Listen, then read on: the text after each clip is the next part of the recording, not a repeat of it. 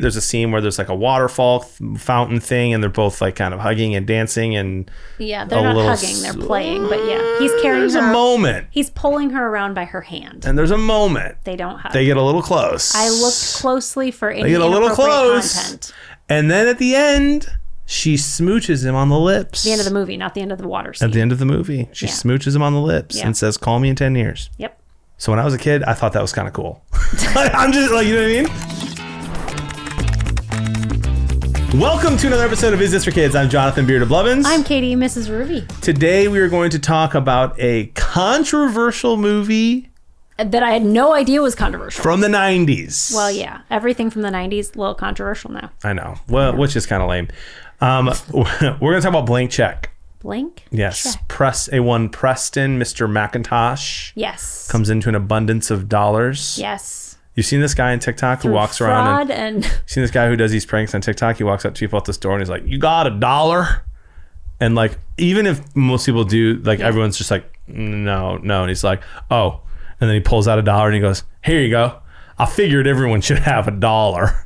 And then the person's always just like, no, like, I have money. And he's just like, no, I mean, they have loss prevention here. I wouldn't want you to steal this Hallmark card you're about to buy. I actually have an abundance of dollars. Would you like a couple? And people are always like, "I'm fine, leave it." It's really funny.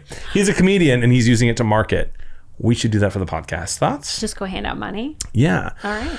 Speaking of money and Blank Check, Ruvi. Yes. What are the first few things you would do if you had $1 million? $1 million. That you suddenly come into. You have not earned this wealth over time. You go from not having $1 million to having $1 million. Right, and it's tax-free? Tax-free. Tax-free. All right, I'm opening a Roth IRA. That's number one. IRA. Okay. People say IRA all the time. I've never heard that in my entire time. That is never a thing. All the time. That is closer to a name I've never heard before. Like you could have, by the way, you could have named your dog Ira and it would have been a better name than maybe. No, what is that guy that he was on? He had a radio show and then he was on CNN. I haven't heard from him in a long time. My husband knows because we used to listen to him all the time and he always called it an IRA. What was that guy's name? Okay, so a Roth IRA. You're thinking of David Ramsey. No, it's not David Ramsey. It's this other guy. Gosh, I can't think of his name. So David Ramsey. I'm gonna have to call my husband. He's got dark hair. He used to be in Atlanta. Dang it. Anyway, yada yada. So you'd open a Roth IRA. An IRA for a good portion of it. You know, set up some stuff for my kids. But like the fun stuff that I would do, I would pay somebody to make the garden space in my backyard a little bit more like pretty. You know how you see the ones that like I have raised bed gardens, so I want some nice mulching in between, but I didn't mulch everything, so I gotta like get all that grass out of there. It's a whole thing. And then I would just like Eden Brothers has the most amazing seeds, bulbs, you know, sprouts, tubers, all of these things that you can buy. I would get I would just have a fund set aside for dahlias and zinnias and poppies. And then I would get like poppies. It's illegal. Poppies are illegal? What are you on, drugs? Yeah, isn't that the plant from Breaking Bad? Okay, no, that was a lily of the valley in Breaking Bad. I just can't get over that you're gonna the first thing I'll do is I'll set up an IRA, and then I'll plant gardens. I'm gonna garden vegetables like as if those are really expensive. Flowers. You could like go broke on dahlia tubers. I had no idea. Crazy. So Eden Brothers, hit me up. I would like you to sponsor this podcast and just give me some free dahlias. And then I would make a little like grow station in my house so that I can start seeds inside in February. It'll be fantastic. And then I will get crazy and get a new couch. Okay. I really appreciate your answer. That's awesome. Very down to earth. I would invest some. I'd put some in savings. And then I would sell my Jeep and I would buy a brand new pickup truck.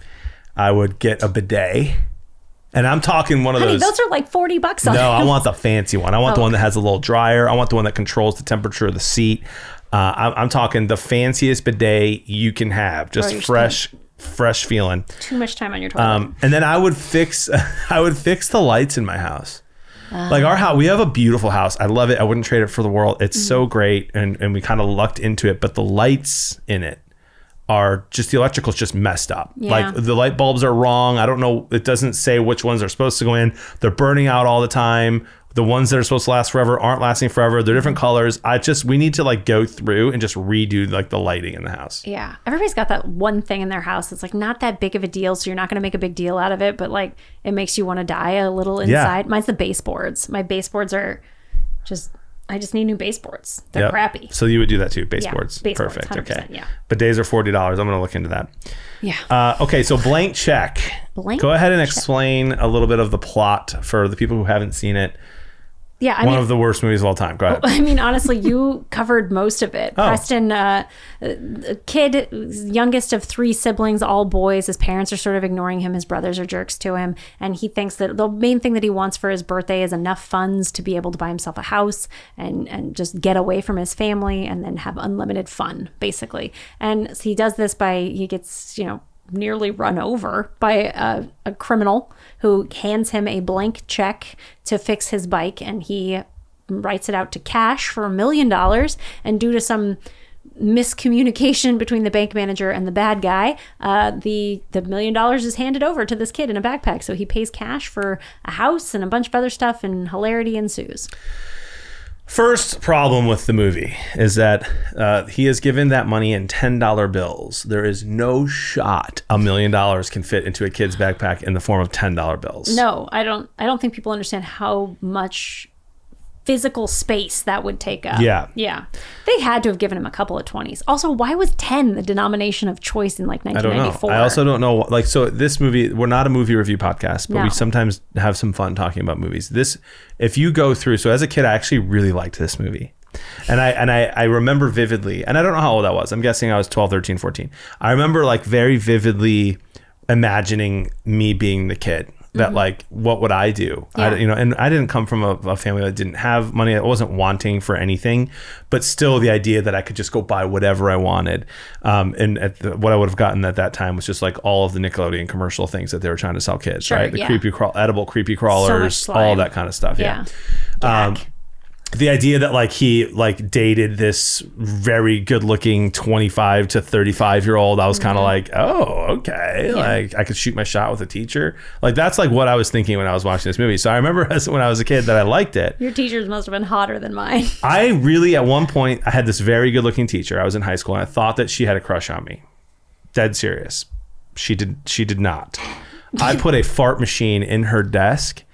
That'll get her. And because I was oh, how did you get married? Come on, this is so funny. MrsRuvi. Yeah. Didn't you just get Millie a new phone? Yeah. So this is not our first time introducing phones. We've got 2 older kids, and we made so many mistakes with the oldest one, and then we made new and interesting mistakes with the second one. But I think we might have cracked the code with this third one. Have you heard of the Bark phone? I have. Okay. It's super, super easy to set up. You kind of go in there and say what do you want to be alerted to? Do you need to know if your kid got a skinned knee? Do you need to know if your kid's being bullied? Does your kid have access to these apps? Do you even want to give them access to the Google Play Store, that kind of thing? The Bark phone does it all on one thing, and then it alerts me through the Bark app on my phone. That sounds amazing. Yeah, it's so much faster. And the main thing was that we really didn't want her to have access to apps until maybe even high school at this point, based on our other experiences we've had with our kids. But she was so embarrassed at the idea of getting a flip phone. Bark phone looks just like every other kid's phone out there on the market, and she was delighted to get it. She's like, oh my gosh, I thought I was going to get a brick, and she got this nice high-tech good camera phone. Good for Millie. As soon as my kids are old enough, I'll be doing the exact same thing. I just gotta get her to stop taking selfies. Good luck. I'm hitting this fart machine in the class like it was a remote controlled fart machine. It's,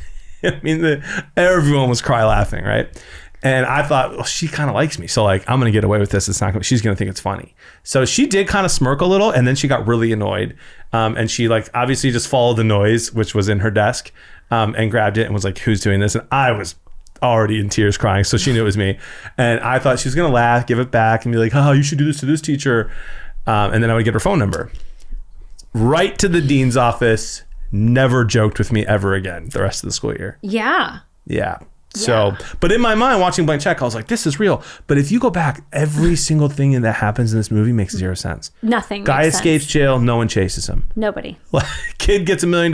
No adult questions. Nobody. Where you got the money? How are you doing this? His driver at one point is kind of a house. Why would he want you to spend the money? That's the only time he's questioned at all. Yeah. And then he dates he runs into randomly an FBI agent. Who happens to be a main character in the story who's investigating this money laundering. Yeah, it's just the whole movie makes zero sense. I didn't recognize it as a kid, but it is. Kids don't need to. All that matters is the kid having fun. Yeah, but it was objectively looking back, it was a bad movie. Don't you think? Well, yeah, if you're going to come at it from a film critic angle, it was a terrible movie. Like, nothing made sense. The characters were insane. The dad is that guy that everybody recognizes, but never could actually put their finger on where he comes from. Yep. You know, like, it's not a good movie for movie's sake, but as for a kid, it was probably way fun in the 90s. I think they could have just done a little bit better of a job to make it a little more realistic of how he got $1 million. He could have stolen, like his dad could have had like a safe in the basement where he just stored a bunch of money. He got a blank check. They'd had to change the name of the movie. That's a good point. Yeah. That's a good point. I never thought of that. Yeah. But there is a controversial aspect to this movie now, many years later. So the character that is the FBI agent, she is an attractive lady. Very, very 90s, by the way. What do you mean by that? Like, she's got the short 90s like hair. the little bob haircut. She's wearing pumps with a 1-inch heel. I don't know what pumps are. Shoes? It's a type of high heel. Yeah. Oh. Now I hear pumps now and I think of like Nike. Yeah. No, I think of like nursing. What? Like a breast pump. Oh, that's funny. Like nursing, yeah. That's like, I don't know. I have 3 young kids, so a pump. No, it's like a very 80s, 90s high heel. Okay. Yeah. Yep. So she's 90s attractive according to you. Very 90s attractive. Okay. Like, none of her clothes are like, she's like, oh my gosh, she's so hot. Like, no cleavage. Her skirt goes 3 inches above her knee at the shortest. Like, it is. She passes the old arm the hands test, down. hand She's test. the modesty. It's incredible. Yeah. Well done. Well, and the kid's 12 years old. It's important to know. So he falls in love with her. And they go on a date. He gives her some jewelry. There's a scene where there's like a waterfall fountain thing, and they're both like kind of hugging and dancing. And yeah, they're not hugging, they're playing. But yeah, he's carrying her. There's a moment. He's pulling her around by her hand. And there's a moment. They don't hug. They get a little close. I looked closely for any They get a little close. content. And then at the end, she smooches him on the lips. The end of the movie, not the end of the water scene. At the end of the movie, she smooches him on the lips and says, "Call me in 10 years." Yep. So when I was a kid, I thought that was kind of cool. I'm just like, you know what I mean? I did. I'm Child dead serious. abuse. I was a kid, and I was kind of like, all right, shoot your shot. Yeah. You know, now I'm an adult. Seems pretty inappropriate. But I thought to myself, no big deal. It's a tiny peck. It is on the lips.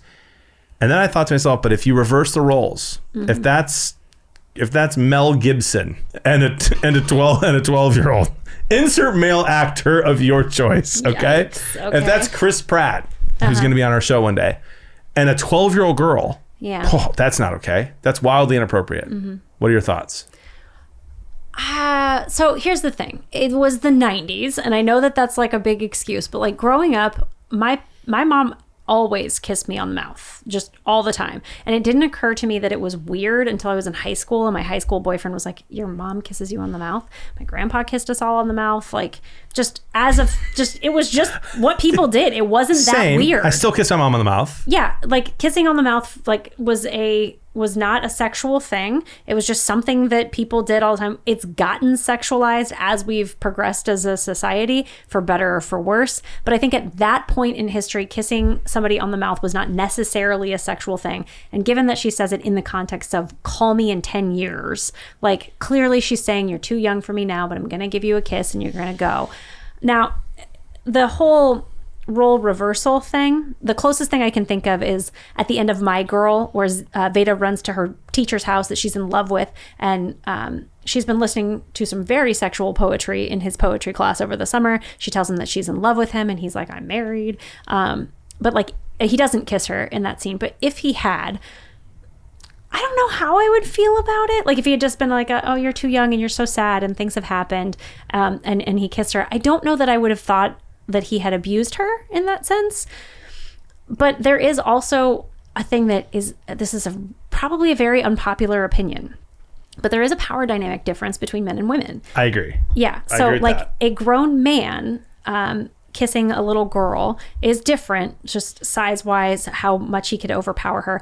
We have this conversation with my son all the time. My 14-year-old son has gotten really into weightlifting recently, and he likes to be like, Mom, I can bench more than you could ever. And I'm like, Bud, you're a dude. Like, of course you can bench more than me. He's like, you've had 39 years to train. I've only had 14. I was like, at the age of 11, you were capable of benching more than I will in my entire life because of the way that you are built as a human. So there's like, we don't like to acknowledge as a society that men and women are different, but just they are. The power dynamic is completely different from a woman kissing a young boy and a man kissing a young girl.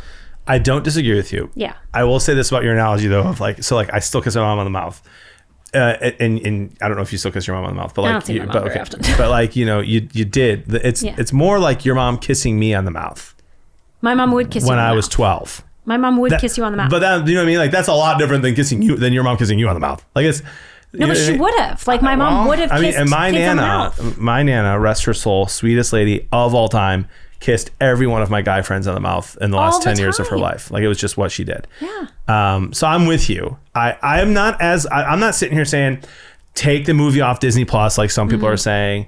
I just think it's a little weird, and that if you role reverse it, it's very weird. But I'm with you. I think it was that huge of a deal when I was a kid. I kind of thought it was cool. Maybe that's problematic. I don't know. But I will say this. The actor who played Preston made a comment on Facebook about it recently. And all he said was, I'm so glad that people are still watching Blank Check. I had a lot of fun filming that movie. Yeah. I bet you did. Seems like he's having a great time. Yeah. The thing that was more problematic to me, and I'm surprised that you didn't bring it up because you're always the one who says like what you see in a movie indicates how you're going to behave. Like if you want to watch, if you're going to go party, you're going to listen to this music. Yep. So the way the brothers treat each other in this movie at the very beginning, like they're calling each other horrible names. They like punch him in the arm and they're like, don't rub it, be a man. Yep. Like those kinds of things. They take his money. They take his money. Like they're abusive brothers. And I think back on like the relationship I had with my brother growing up, it was similar. Like my brother beat the living daylights out of me when I was a kid. Like not really. Like nobody had to call the cops or anything. But like it was not uncommon for my brother to punch me in the arm, that kind of thing.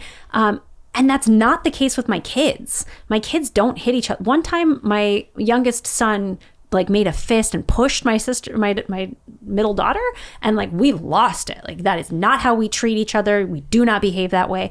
And I have this question of like, were kids just more violent, more hands-on, more physical with each other in the 90s, or were we mimicking what we saw in movies? That's an interesting question. Just because it's a nature, kids are doing it. Give me your kids and age again. 14. And which kids and which ages? So Maggie is 16, or she will be tomorrow. Tomorrow's her birthday. Micah is 14. Millie is 11. Merritt will be 10 soon. So they're 16 months apart. And then Mary is 3. Okay. So I really do think part of it is that you don't have two sons that are 16 months apart. I think a lot of boys and brothers especially still fight physically. Mine do a little, not a ton, but like more than we'd like. I definitely did with my brothers. Like my oldest son, and even Zachary, who's 8 now, and there's a 4-year difference between him and Kiara. He would never, ever touch Kiara. He would never hurt her. But like no, the boys, like it's being so close in age, it just happens. So I think that is part of it. Well, but like my brother is 4.5 years older than me. And I'm saying that was weird. I think that's weird. That was like strange. I think that was strange because it's being mimicked in the movies, right? Which is weird. Yeah, I'm with you. I do think that 100% plays a part in it. The brothers were horrible to him, and the dad lets it happen because he's proud of them for owning a small business. Yeah, like he's like just tough enough. And he has no idea what his kid is doing. Like the parents are so checked out. The mom's not even involved, and the dad's negligent to the nth degree. Like he's never even met his kid's boss. What is that? Yeah, it's very weird. You work out of a house down the street. There's some language in the movie. There's obviously violence with the brothers. What are your thoughts in general on whether or not it's for kids? I would say that it is fine for kids ages 9 and up. It's actually fun in that like 9 to 12 range. They're going to think that this is a lot of fun to look at, but I would make sure that you're there to answer any questions that they might have about like, is this appropriate behavior? But my kids were watching it with me and they were like, I can't believe they sorted that on their own. Yeah. So like, I don't even know that you necessarily need to be there if your kids have been well formed in your morality and what you think is appropriate. This might actually even be a good test case. Like watch this, see if your kids are like, I cannot believe that. Yeah. Because what were you guys doing in the 90s? Then you can see like a really low stakes. Free Willy. It's just like a really low stakes way to check. But I would say I would not let a kid under the age of 9 watch it by themselves, just because some of the I didn't love some of the racial connotations with the helper guy, the bad guy's helper. Some of that was a little bit just weird. And then just, yeah, I didn't love some of that. So, Yep. I'm going to go the old classic JB take here. Not worth watching. oh my gosh. But if you're going to watch it, 12 and up. 12 and up. Yeah, 11 and up, 12 and up. I like how if I just repeat back your answer to you, you'll change it. No, because when you said you qualified a little bit. You're like 9 and up, but like But 9 to 12 is a sweet spot. 9 to 12. And so I'm kind of like, yeah, okay, like I'm in the middle there, like 11. Yeah. 11 and up. Anybody over 12 is going to be bored with But this. honestly, just like so many awesome movies out there to check out. Again, no one has a gun to your head. You can watch more than one movie. One at a time. One at a time. That's what I always say.